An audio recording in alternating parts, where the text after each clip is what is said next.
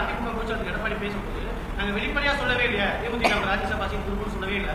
ஆனா இன்னைக்கு கேட்க முடியாம அதை ஒத்துக்கிறாரு. ரெண்டு முரண்பட்ட கருத்தா இருக்கு. அதுதான் அவர் ஏன் அப்படி சொன்னாருன்றது எனக்கு தெரியல. அது அண்ணன்ட்ட தான் நீங்க கேட்கணும். அவர் தான் எழுதி கையெழுத்து போட்டு கொடுத்தாரு.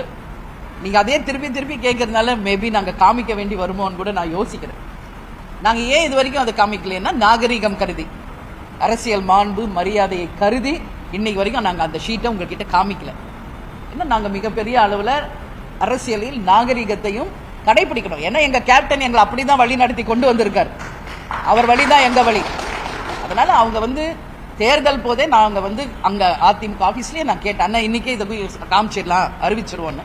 அப்ப அவர் சொன்னார் இன்னைக்கு வேண்டாம், தேர்தல் நடந்து கொண்டிருக்கு, தேர்தல் முடியட்டுமா அதுக்கப்புறம் சொல்லலாம் அப்படின்னு அவர் சொன்னார். அப்புறம் அவரே நாங்க எப்ப சொன்னோம், யார்கிட்ட சொன்னோம், யாரோ சொல்றதுக்கு நாங்க எப்படி பொறுப்பாகும் அப்படின்றது தான் கடைக்கோடி தொண்டர் வரைக்கும் அனைவருக்குமே ஒரு மிகப்பெரிய ஒரு அதிர்ச்சியை ஏற்படுத்துச்சு. அது உண்மை, அது இல்லைன்னா மறுக்க முடியாது.